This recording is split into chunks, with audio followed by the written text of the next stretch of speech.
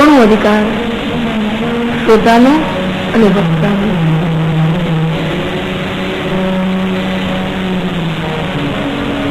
એ ત્રણ પ્રકારે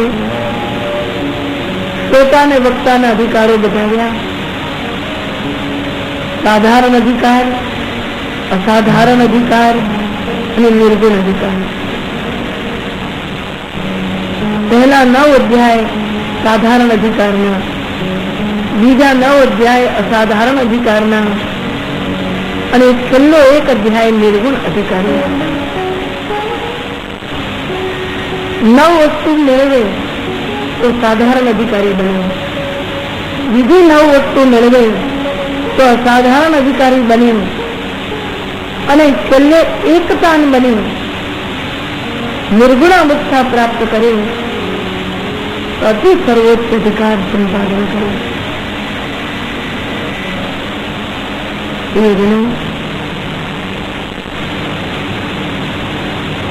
આજે સંસારની અંદર અધિકારની વાતો ઘણી થાય છે. મારો આ હક છે, મારો આ હક છે. એને બદલે આપણે અધિકારી બનવાની ચેષ્ટા કરીએ.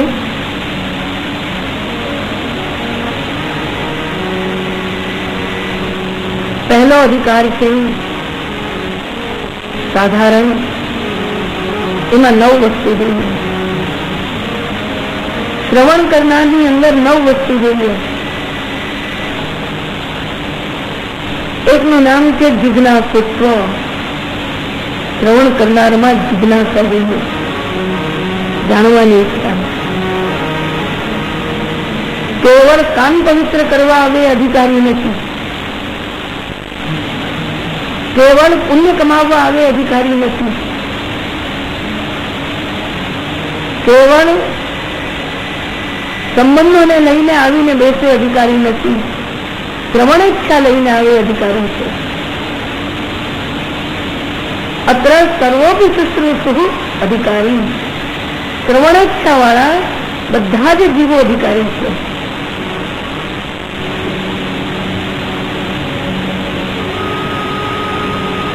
વ્યાસ ભગવાને પણ બ્રહ્મસૂત્રના પ્રારંભમાં કહ્યું, અથાતો બ્રહ્મ જિજ્ઞાસા.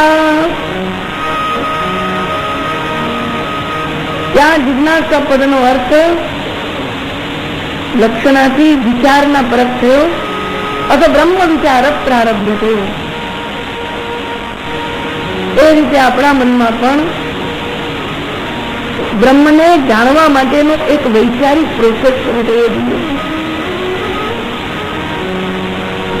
ભગવાન શું છે, ભગવાન ક્યાં છે, ભગવાન કેવા છે, ભગવાન શું કરે છે,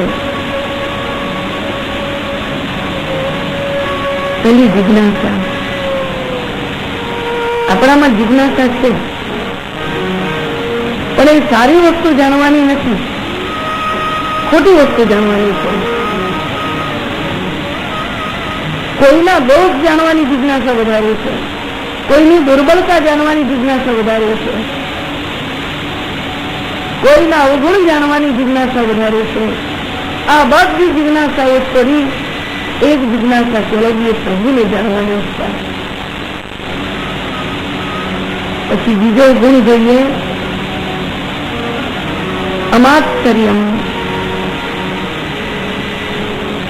શ્રોતાને વક્તાના હૃદયની અંદર માત્સર્ય દોષ ન હોવો જોઈએ.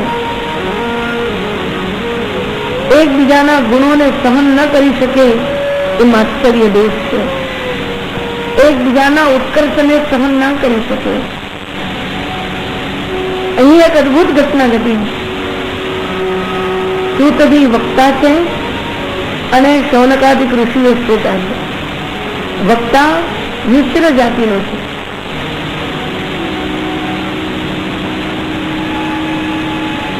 બ્રાહ્મણ અને ક્ષત્રિયના મિશ્ર જાતિથી ઉત્પન્ન થયેલો છે.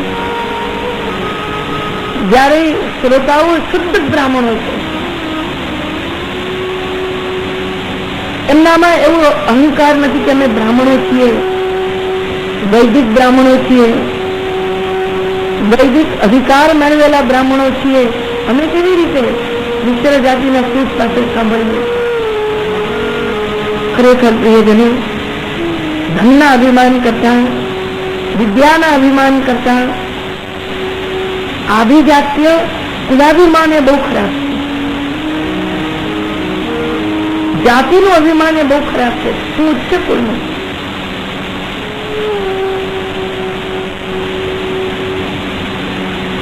અહીં ઋષિ મુનિઓએ આભિજાત્યનું અભિમાન છોડી સૂતજીને ભાગવતજીના વક્તા બનાવ્યા. ત્રીજી વસ્તુ સમજાવી શ્રવણાદરહ. શ્રવણની અંદર શ્રદ્ધા રાખવી.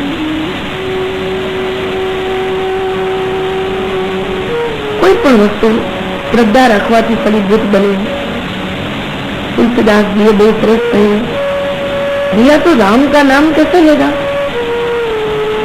प्रीति प्रतीति सुरीति सो, राम राम जप राम तुलसी तेरो है भलो, आदि मध्य परिणाम. प्रेम थी राम नाम बोल, प्रतीति એટલે વિશ્વાસથી રામ નામ બોલ, અને સારી રીતે ચિત્તની એકાગ્રતાથી રામ નામ બોલ. राम नाम फलीभूत होगा. એ રીતે પ્રિયજનો ભાગવત શ્રવણ કરે, ભાગવતનું કથન કરે તો પ્રીતિ રાખે.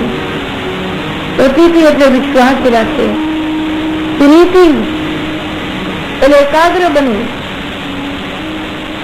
તો વક્તાને વક્તૃત્વનો આનંદ મળે છે અને શ્રોતાને શ્રોતૃત્વનો આનંદ મળે છે.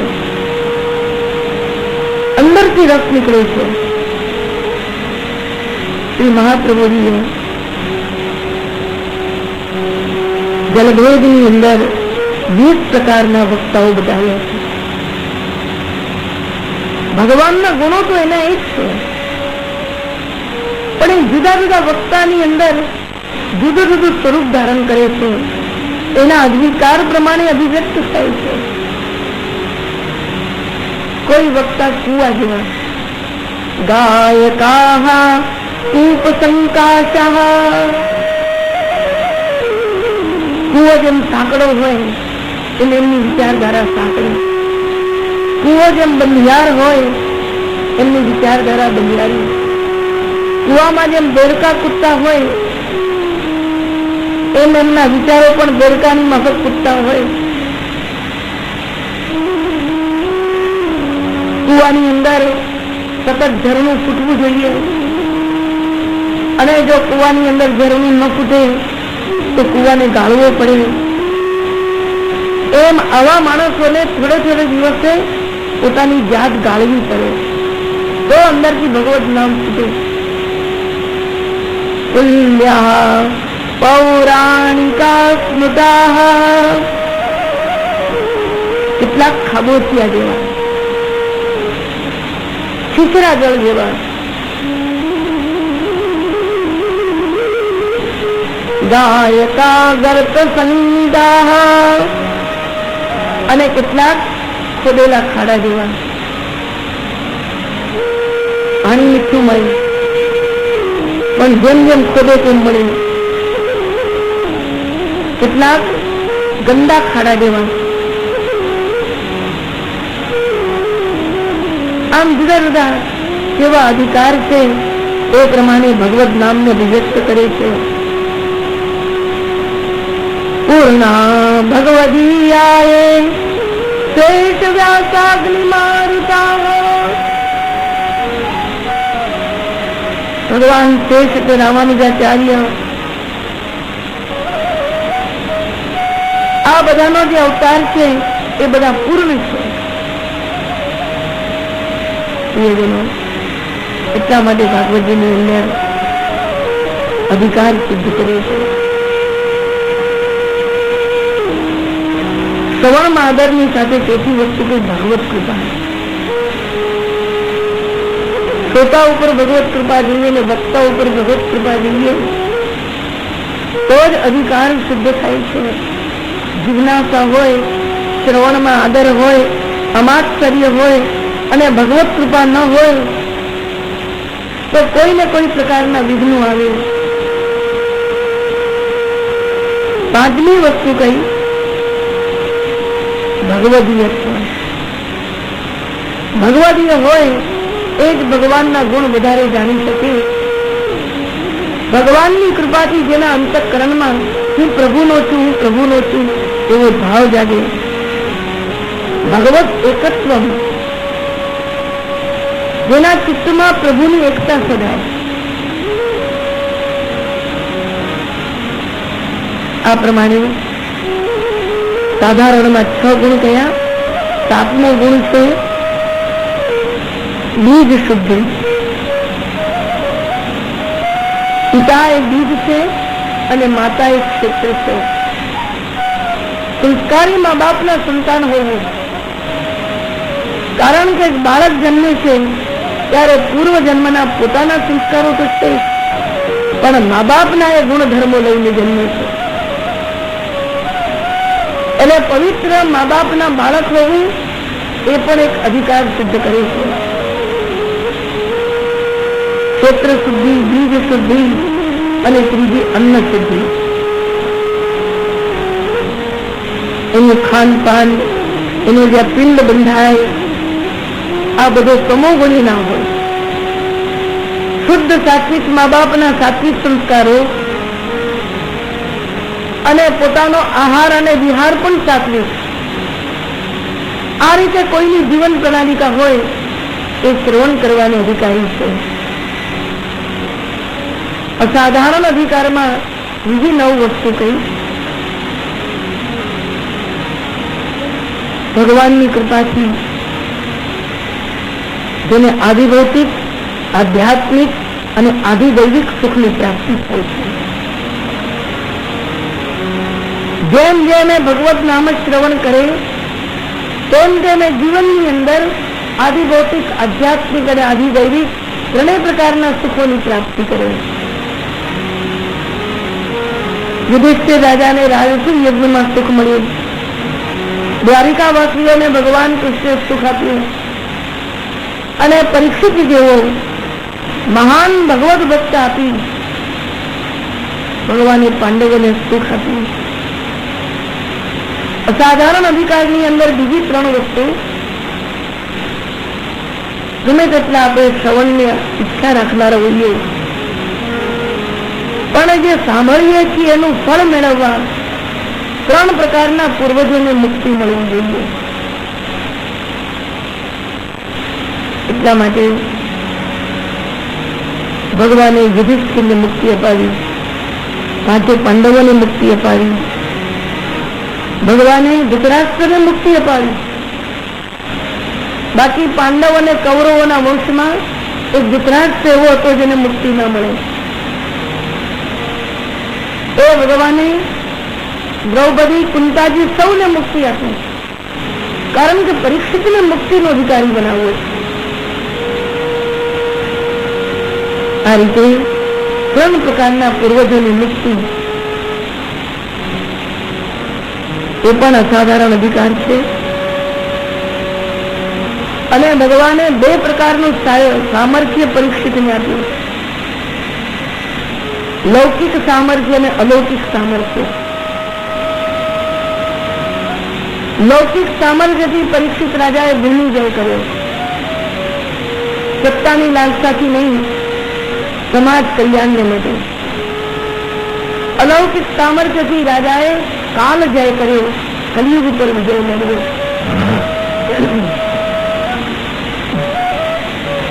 બોલો કૃષ્ણ કનૈયા,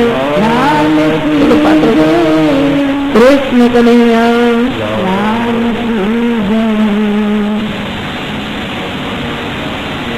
અને પરીક્ષિત રાજાએ ધર્મોન્નતિ પ્રાપ્ત કર્યો. ગંગા કિનારો મળ્યો, સત્સંગ મળ્યો અને શ્રીમદ ભાગવત રૂપી પરમ ફળ મળ્યું. આ રીતે 9 અસાધારણ અધિકાર છે.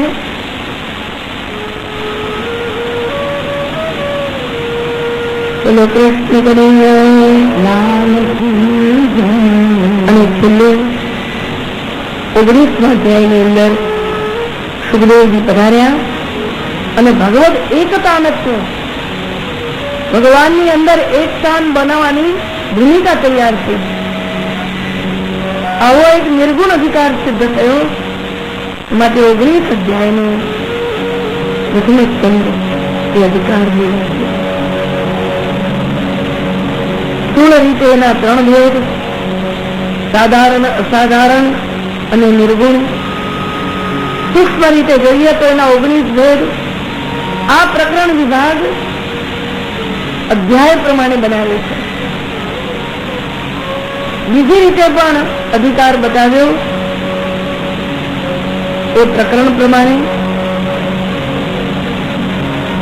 હીનાધિકાર, મધ્યમાધિકાર અને ઉત્તમાધિકાર. બોલો કૃષ્ણ કનૈયા શ્યામ સુંદર શ્રી યમુને પહેલા 3 અધ્યાય હીનાધિકાર, બીજા 3 અધ્યાય મધ્યમાધિકાર અને પછી 13 અધ્યાય ઉત્તમાધિકાર. હીનાધિકારમાં વક્તા સૂતજી છે અને શ્રોતા સૌનકાદિક ઋષિઓ છે. મધ્યમાધિકારમાં વક્તા નારદજી છે અને શ્રોતા વ્યાસજી છે. ઉત્તમાધિકારમાં વક્તા સુખદેવજી છે અને શ્રોતા પરીક્ષિત રાજા છે. પ્રથમાધિકારમાં સૂતજી મેધાવી છે, ભગવત ભક્ત છે. સંપ્રદાય પુરસ્કાર શ્રીમદ ભાગવત ગ્રહણ કર્યું છે, છતાં એમનો મધ્યમાધિકાર છે, કારણ કે એમનામાં પૂર્ણ જ્ઞાન અને પૂર્ણ વૈરાગ્ય નથી. કેવળ ભાગવતજીના શબ્દોને કંઠસ્થ બોલી જાણે છે, ઊંડો અર્થ અને વક્તાનો અભિપ્રાય નથી જાણતા.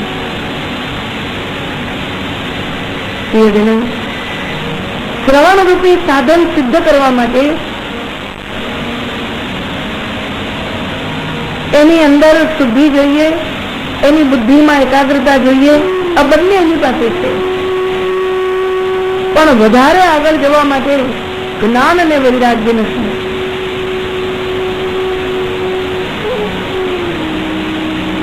બીજો અધિકાર નારદજી ને વ્યાસજી નો છે. નારદજી ને વ્યાસજી ની અંદર શબ્દ જ્ઞાન છે, અર્થ જ્ઞાન છે, પણ આ બંનેને પૂર્ણ વૈરાગ્ય નથી. સુખદેવજી અને પરીક્ષિત રાજાને શબ્દ જ્ઞાન અને અર્થ જ્ઞાન બંને છે અને પૂર્ણ વૈરાગ્ય છે.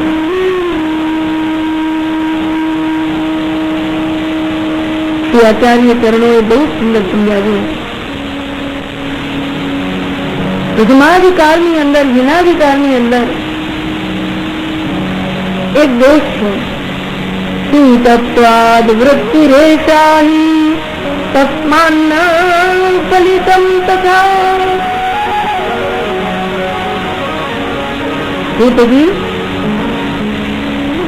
નામ વિક્રય કરનારા હતા. ભગવાનના ગુણગાન ગાઈને આજીવિકા ચલાવનારા હતા.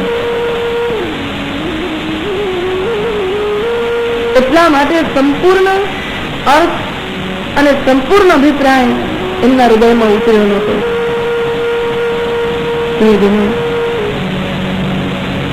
મહાપ્રભુજી આજ્ઞા કરી છે કે નામ વિક્રય કરતા હોવાથી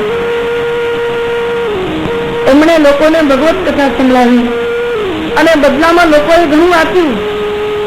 એ મેળવવા પૂરતો જ એમનો આ ક્રમ બન્યો. જોકે સૂતજીએ ભાગવતજીનું નામ વિક્રય કરવાનું છોડી દીધું હતું, છતાં એ પુરાણોનું નામ વિક્રય કરતા, મહાભારતનું નામ વિક્રય કરતા. એટલે પૂર્ણ રીતે આ ભાગવત ભગવાન સમિત નહોતા. આપ સૌ પદ્મનાભદાસજીનો દાખલો જાણો છો. બહુ વિદ્વાન, બધા જ શાસ્ત્રો એમને મોડે હતા. પદ્મનાભદાસજી મહાપ્રભુજીની શરણે આવ્યા. મહાપ્રભુજી કહ્યું, પદ્મનાભ, વૃત્યરથમ નૈવ યુંદિતા પ્રાણૈ કંઠગતૈરપી. તને જીવવા માટે કંઠ સુધી તારા પ્રાણ આવી જાય, કદાચ તને ભોજન ન મળે, કદાચ તને વસ્ત્રો ન મળે, કદાચ તારી આજીવિકાઓ છીનવાઈ જાય, તો પણ પદ્મનાભ આ નામનો વિક્રય કરતો નહીં. કારણ કે નામ એ પેટ ભરવાનું સાધન નથી, નામ તો આત્માને ભરવાનું સાધન છે. સ્વની અંદર સિંહને ભરવાનું સાધન છે. नाम लेते लेते रोंगटे खड़े हो जाने चाहिए.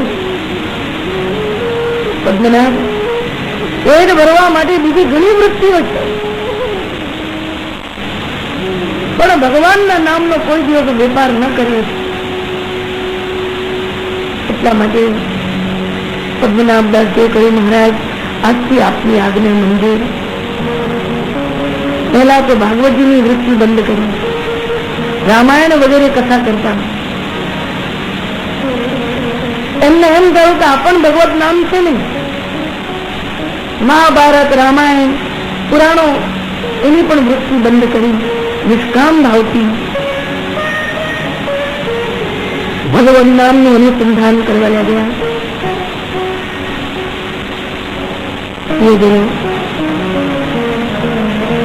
જયારે ભગવત નામનો મહિમા સમજાય છે ત્યારે નામ એના હૃદયમાં એક સૂર્યની માફક પ્રકાશ છે.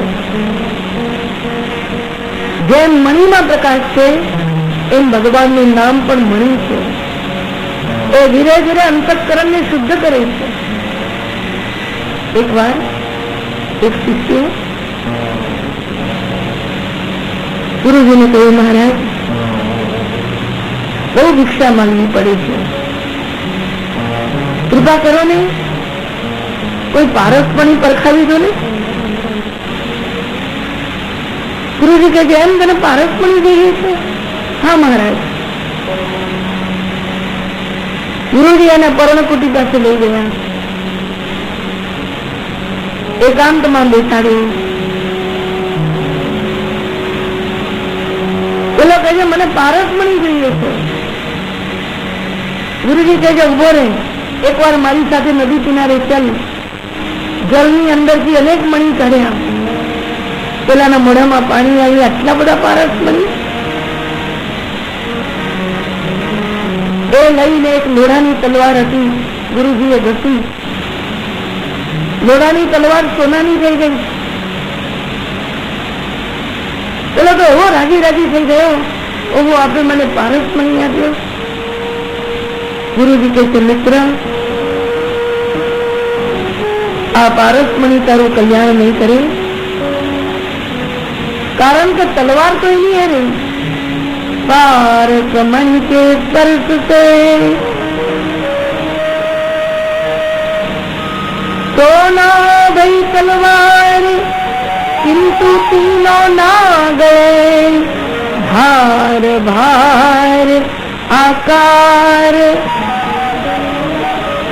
એની ધાર ન ગઈ, એનો ભાર ન ગયો, એનો આકાર ન ગયો.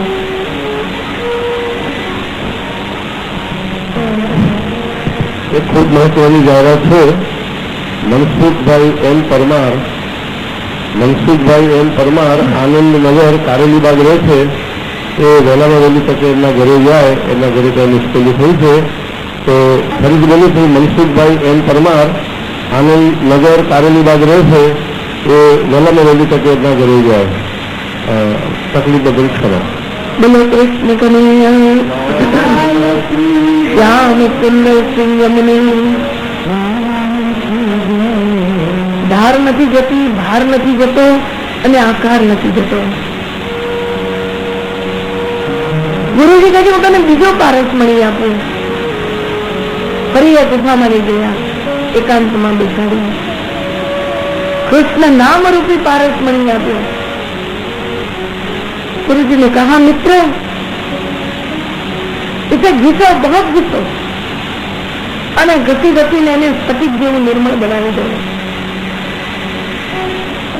બેટા, આમાંથી જ તને પારસમણી કરતા વધારે તત્વ મળશે. કૃષ્ણ નામ લેતા લેતા કૃષ્ણમય બની ગયો. ધાર, ભાર અને આકાર એ ત્રણેય ચાલ્યા ગયા. આપણી અંદર પણ એક તીખી ધાર હોય છે, કટુતા અને તીક્ષ્ણતા. શ્રી કૃષ્ણનું નામ લેવાથી કટુતા અને તીક્ષ્ણતા ચાલી જાય. આપણા મનમાં પણ એક ભાર હોય છે, કદાચ બહારના ભાર કરતા પણ અંદરનો ભાર વધારે ભારી છે.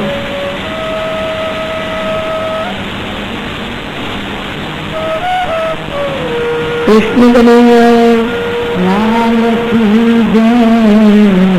પારસમણી ભાર ના હળવો કરે, પણ ભગવાનનું નામરૂપી પારસમણી ભાર હળવો કરે. અને ત્રીજો છે તલવારનો આકાર. એમ આપણો સ્વભાવ. કોઈ પણ જાતના ભગવાનના નામને વિક્રય ન કરાય.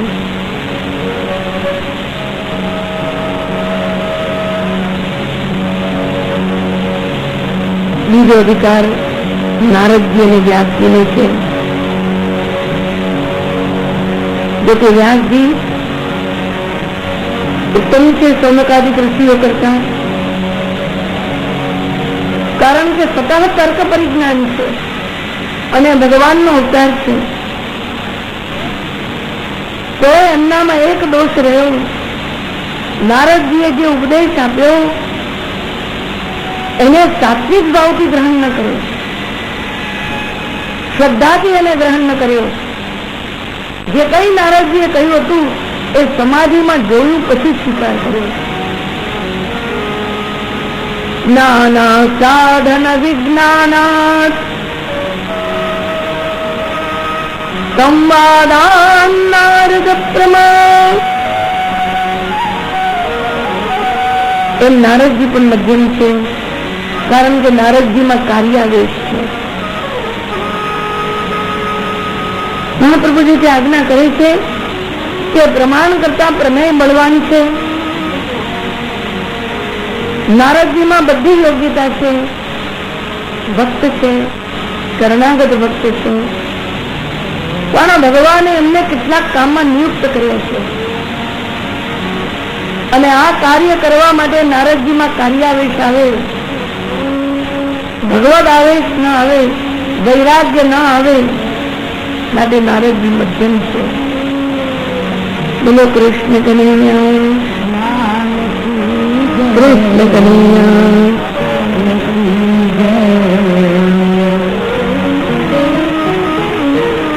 અને સુખદેવજી અને પરીક્ષિત રાજા પૂર્ણ જ્ઞાની, પૂર્ણ વૈરાગી.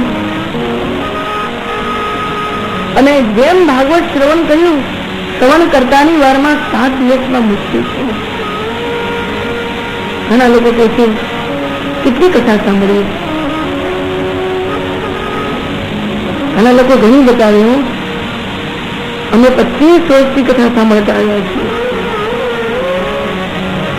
વળી અમને સામે બીજા લોકો એમ પણ કે કથા સુની સુની છૂટ્યા કાન, અથા તોય ના આવ્યું બ્રહ્મ જ્ઞાન.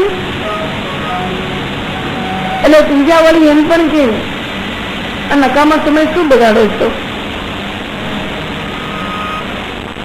આટલી બધી કથાઓ સાંભળી તો એ કઈ તમારી વ્યથાઓ તો સુધરી નહીં.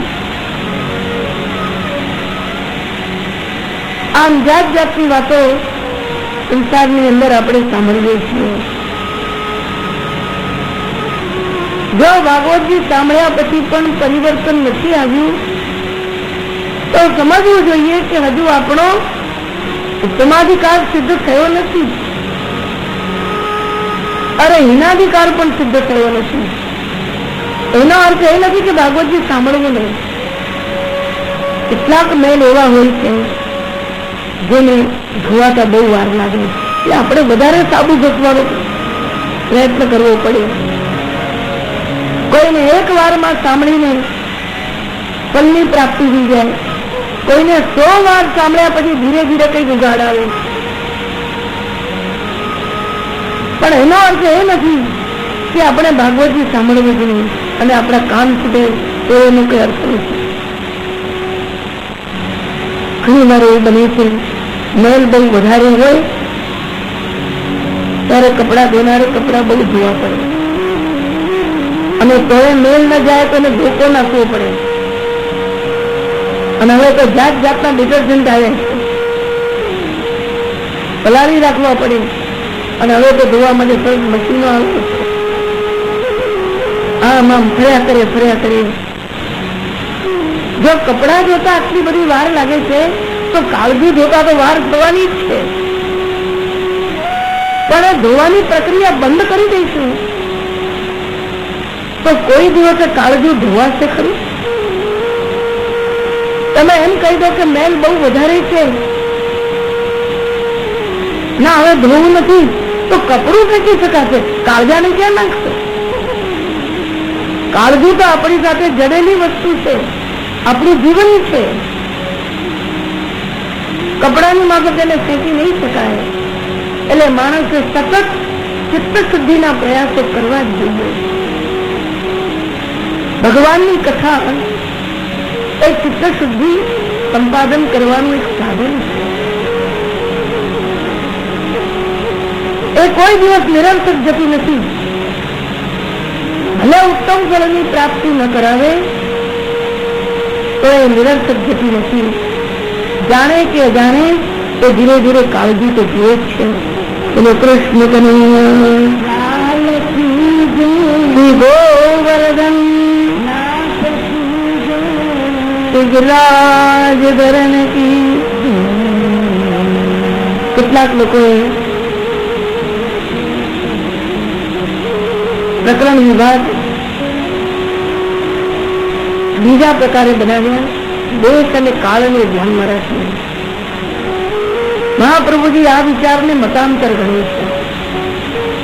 ઘણું ખરું વોગદેવજી આ રીતે પ્રકરણ વિભાગ કર્યા છે. જુદા જુદા દેશની અંદર કથાઓ થઈ. સૂત અને શૌનકાદિક ઋષિઓની કથા એ નૈમિષારણ્ય વાત છે. સમય પણ જુદો. કલયુગ શરૂ થયું ત્યારે સૂત અને શૌનકાદિકની કથાઓ છે.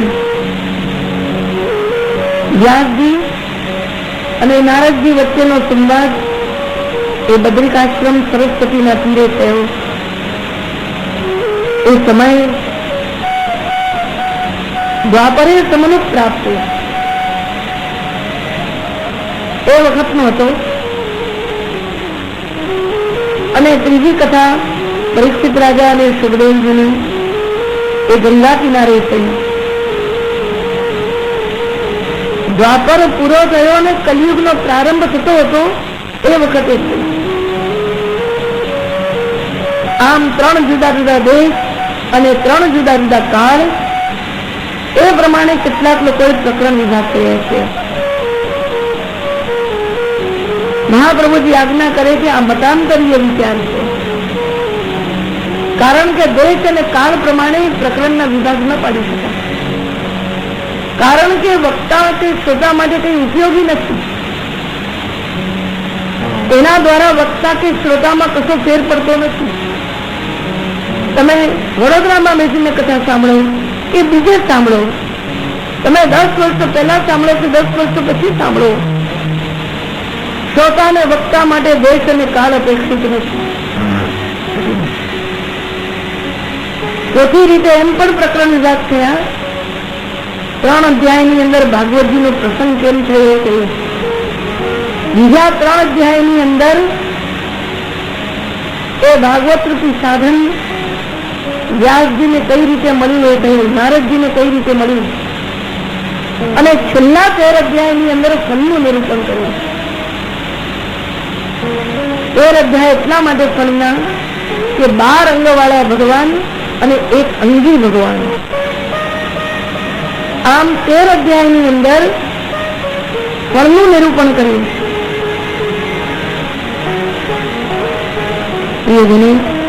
ભાગવત સાંભળ્યા પછી 5 અનુભવ થવા જોઈએ. અને આ 5 અનુભવ થાય તો સમજી લેજો આપણો અધિકાર છે હજુ, અને અનુભવ ન થાય તો સમજી લેજો કે હજુ બહુ સાબુની જેટલી ઘસવાની છે. અને ઘણા ડિટર્જન્ટ પાવડર ની અંદર હજુ આપણે કાળજાને પલવવાનું છે. સાક્ષાત ભગવત પ્રવેશ કર્ણ દ્વારા સીધા કૃષ્ણ હૃદયમાં આવી જાય. કર્ણ દ્વારા સીધા કૃષ્ણ હૃદયમાં આવી જાય. દ્વિતીય સ્કંદમાં આવે છે ભગવાન કર્ણ દ્વારા કાળજામાં ભરાવે છે અને હૃદયમાં રહેલા કમલને દૂર કરે છે. પ્રવિષ્ટ કર્ણ રંધ્રેણ સ્વાનામ ભાવ સરોરુગમ હિમોતિ કમલમ કૃષ્ણ કલીનસ્ય યથા શરદ. બીજું ફળ છે સર્વ સંદેહ રાહિત્ય. ભગવાન છે, ભગવાન બધામાં છે, ભગવાન બધું કરે છે, આવી કૃષ્ણ પરતા, આવી બુદ્ધિની અંદર કૃષ્ણ પરતા, એ ભાગવતજીનું ફળ છે. અને ત્રીજું ફળ છે કૃષ્ણ કૃપા, ભગવત કૃપા. ડગલે ને પગલે એને જણાય ભગવાન મારી ઉપર કૃપા કરે છે. દરેક વસ્તુમાં એની કૃપા જણાય. સારું બને તોય કૃપા, અને ખોટું બને તોય કૃપા. ભગવાનની કૃપા એને સર્વત્ર દેખાય. કોઈ એને ગાળો દો તોય કૃપા, કોઈ એને તિરસ્કારે તોય કૃપા. દરેક વસ્તુમાં એ ભગવાનની કૃપાની જોઈએ. બીજું એક ફળ છે ભાગવતજીનું સર્વત્ર નિર્ભયત્વમ. એને મૃત્યુનો ડર મટી જાય, કાળનો ડર મટી જાય. જે કૃષ્ણનો બને છે એને કાળનો ડર રહેતો નથી, એ કાલાતીત બની જાય છે. એને મૃત્યુનો ડર રહેતો નથી. અને 5મું ફળ છે પરમ પ્રેમ. શ્રી કૃષ્ણમાં પરમ પ્રીતિ જાય. શ્રી કૃષ્ણથી બીજું મોટું કઈ નથી, અને શ્રી કૃષ્ણથી બીજું મારું કોઈ નથી. શ્રી કૃષ્ણ સિવાય બીજું કઈ સર્વસ્વ નથી. આવી કૃષ્ણ પરતા અને કૃષ્ણ પ્રેમ એ ભાગવતનું ફળ છે.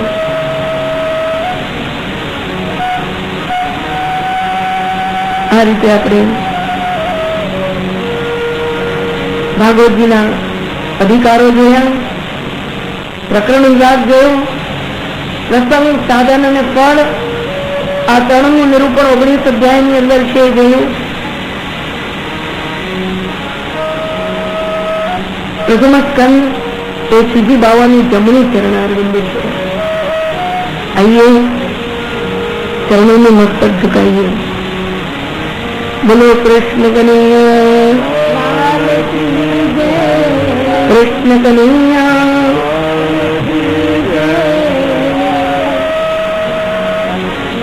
આ પ્રભુનું કયું ચરણ છે?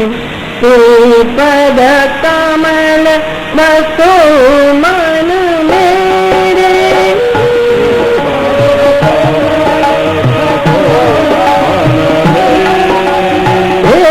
પદ કમલ બસો મન મેરે.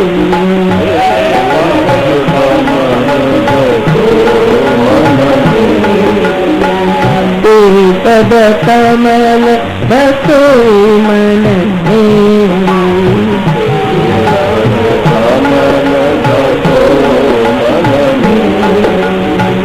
જય પદ પદુમ અરુણ અતિ કોમલ, અરુણ અતિ કોમલ. કૃષ્ણ કૃપાની ભીતરે, કૃષ્ણ કૃપાની તદ કમલ બસો મન મેરે, તદ કમલ બસો મન મેરે. આપના એ ચરણ કમળ મારા મનમાં પધરાવો. જે અરુણ છે, આરક્ત છે, ભક્તના હૃદયમાં રહે છે. વૃંદાવી પીન નિકુંજ યમુના તટ,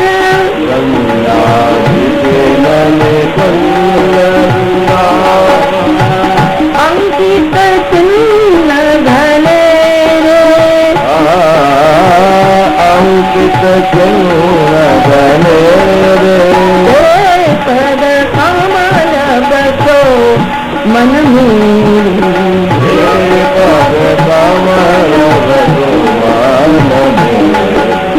ગોપી કુચ કુમકુમ રંગ રંગિકા, કુમકુમ રંગ રંગિત, ગોધન સંગ ભજે ગોધન સંગ ગણે રે, પદ કમલ બસો મન મેરી.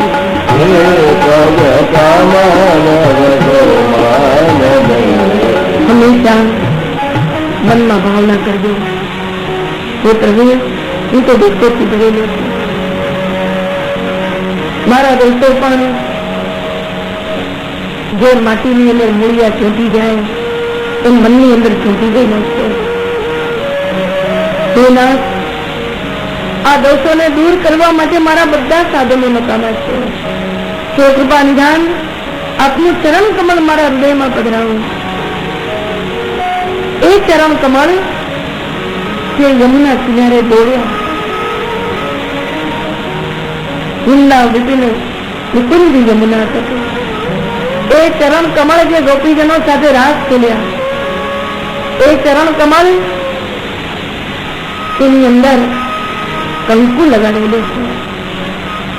ગોપીઓના વક્ષસ્થળ ઉપર એમને કંકુ લગાડેલું. ભગવાનને વિનંતી કરી, પ્રભુ અમારું કાળજું બહુ ખરાબ છે, ચરણ ધરો. અને ભગવાને ચરણ ધર્યા. ઠાકોરજીના ચરણમાં મહેંદી જેવો લાલ રંગ લાગી ગયો.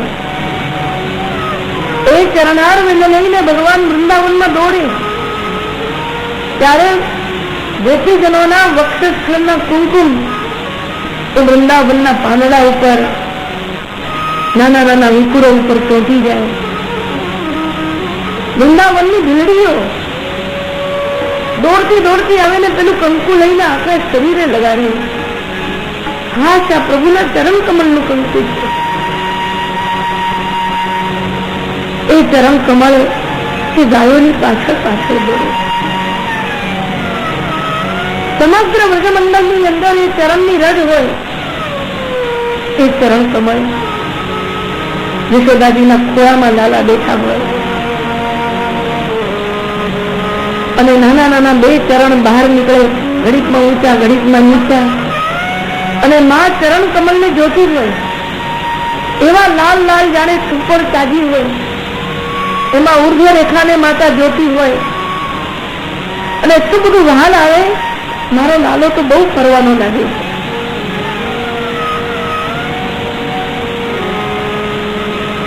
ભગવતીઓ કહે છે, મહારાજ એ ચરણ કમલ કે જે હૃદયનું આભરણ છે.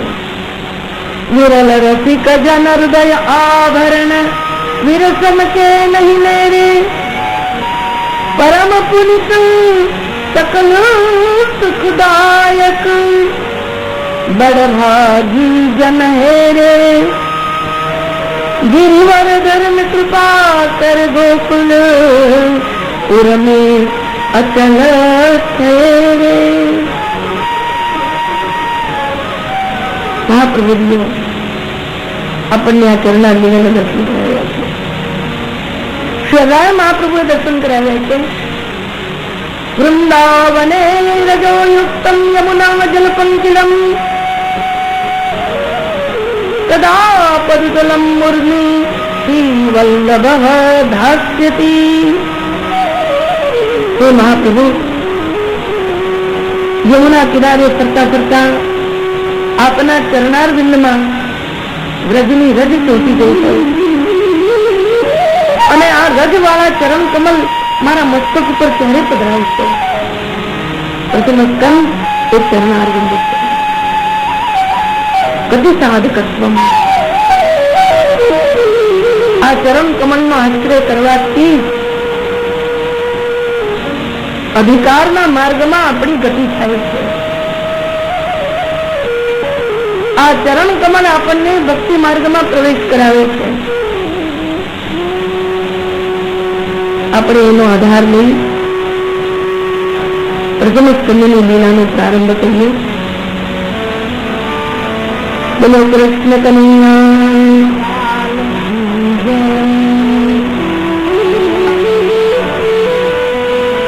પહેલા 3 શ્લોક મહિલા ચરણના છે.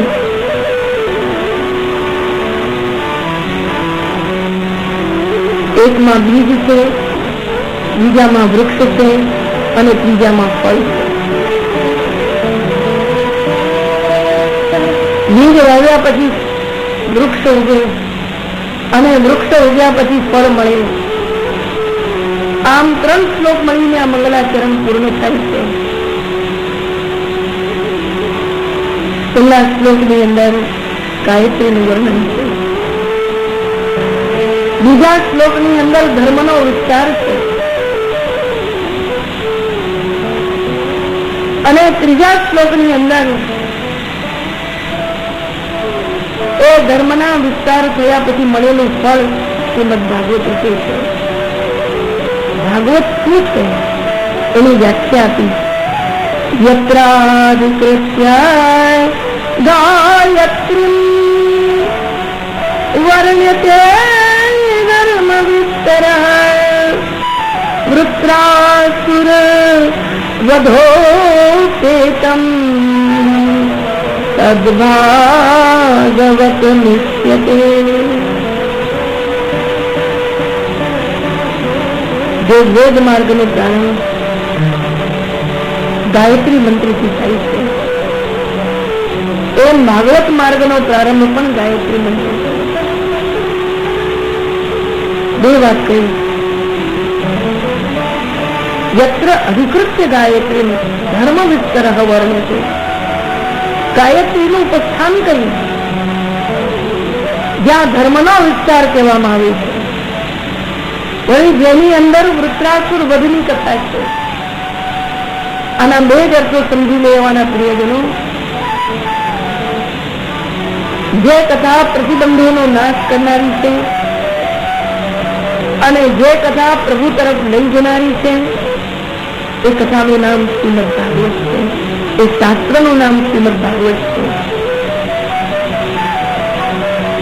વેદની અંદર યજ્ઞાત્મક વૃત્ર હતો.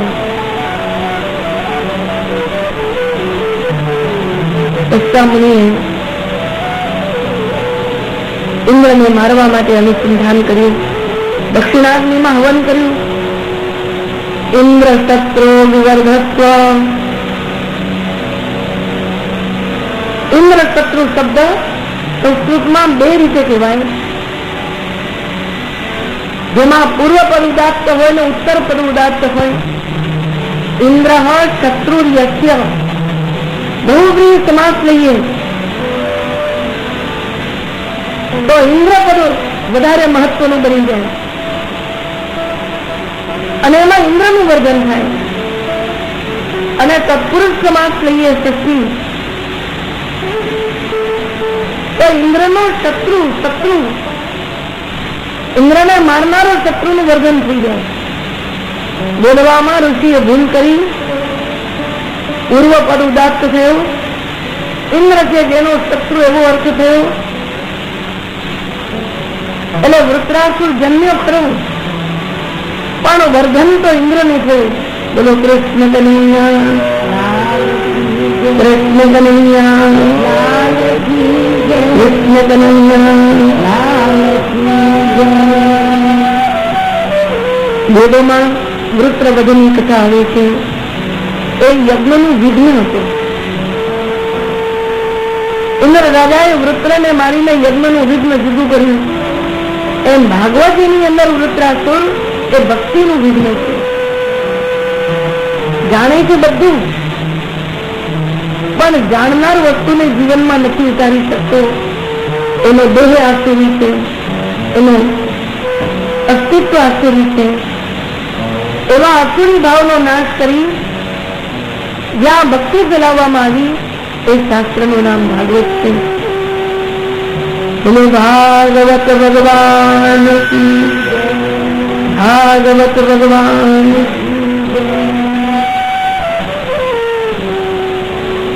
હરિ નારાયણ નારાયણ હરિ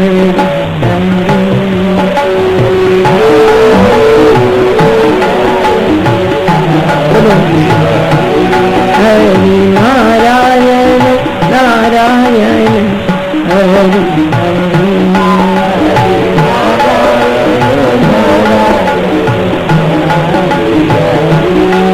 હરિ નારાયણ નારાયણ હરિ હરિ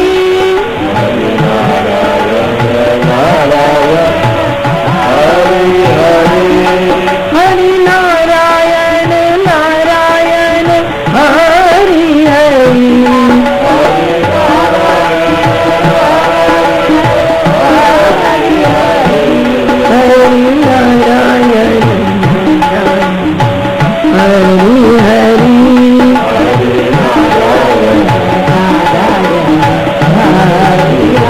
बोलो कृष्ण कन्हैया। आइए महिला चरण के पहले श्लोक में गायत्री मंत्र का अनुसंधान करें। जन्माद्यस्य यतोऽन्वयादितरतः, बोली सको जन्माद्यस्य, बोलो जन्माद्यस्य यतोऽन्वयादितरतः, यतोऽन्वयादितरतो चार्ते स्वभिघ्नस्वराट्।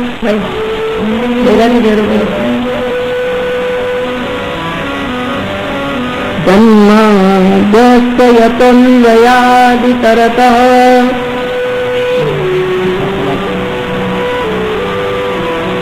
चार्ते स्वभिघ्नस्वराट्, ते ब्रह्महृदाय आदिकवये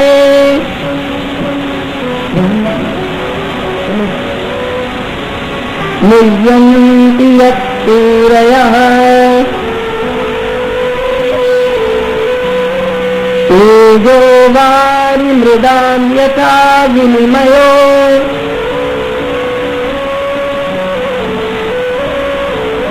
यत्र त्रिसर्गो मृषा धाम्ना स्वेन सदा निरस्तकुहकम्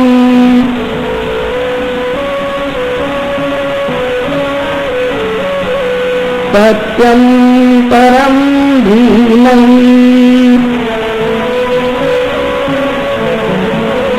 जन्माद्यस्य यतोऽन्वयादितरतः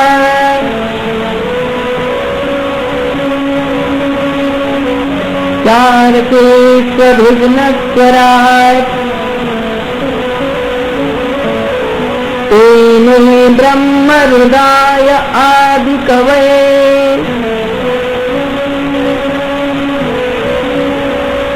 मुह्यन्ति यत्सूरयः तेजो वारिमृदां यथा विनिमयो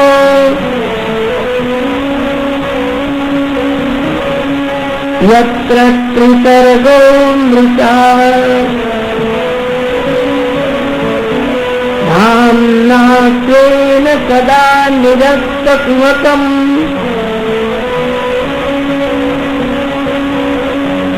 सत्यं परं धीमहि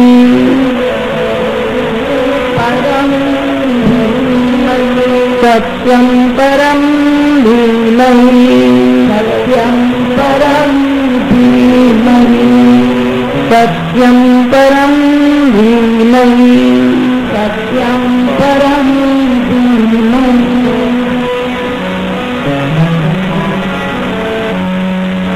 આ પહેલો શ્લોક શાર્દુલ વિકેદિત છંદમાં છે.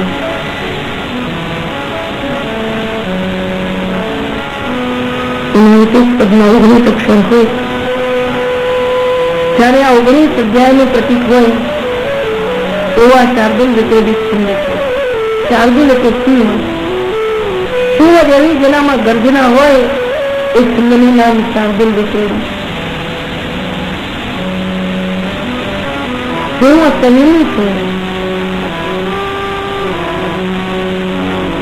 સિંહ ઉદાર છે, સિંહ સ્વાશ્રયી છે. એમ ભાગવતજીની ગર્જના કરનાર પણ ત્યાગવીર હોય, જ્ઞાનવીર હોય, દયાવીર હોય, પ્રેમવીર હોય, સંયમી હોય, સ્વાશ્રયી હોય. ભાગવતજીની 3 સ્તુતિઓ જકારથી શરૂ થાય છે. સંસ્કૃતમાં જકારને દગ્ધાક્ષર કહેવામાં આવે છે.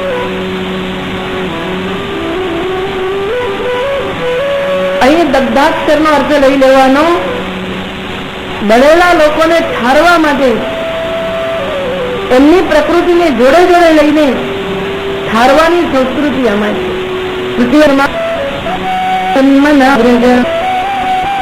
પહેલો આખો ગાયત્રી ભોગનું બીજા તસ્માન માંગલિકા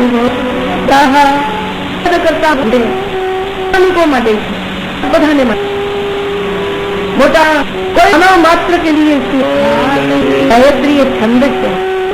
મન નામ ગાયત્રી મંત્ર છે. લોકોએ ગાયત્રીની મૂર્તિ બનાવી દીધી. એવા ભગવાનનું અમે ધ્યાન કરીએ છીએ ધિયો યો ન પ્રચોદયાત, જે અમારી બુદ્ધિમાં પ્રેરણા કરે છે. એવા ભગવાનનું ધ્યાન કરીએ છીએ વરેણ્યમ ભર્ગઃ, વરણ કરવા યોગ્ય તેજસ સ્વરૂપ ભગવાનનું અમે ધ્યાન કરીએ છીએ. વળીઓ ભગવાન કેવા છે? સવિતા છે. વળીઓ ભગવાન કેવા છે? દેવ છે. એમના દૈદીપ્યમાન તેજો મંડળનું અમે ધ્યાન કરીએ છીએ, જે અમારી બુદ્ધિમાં પ્રેરણા કરે છે. તત્ શબ્દથી ગાયત્રીની શરૂઆત છે. તત્સવિતુર એ સવિતા. કોઈ પણ કહે ને પેલા સવિતા બેન અહીંયા બેઠા છે,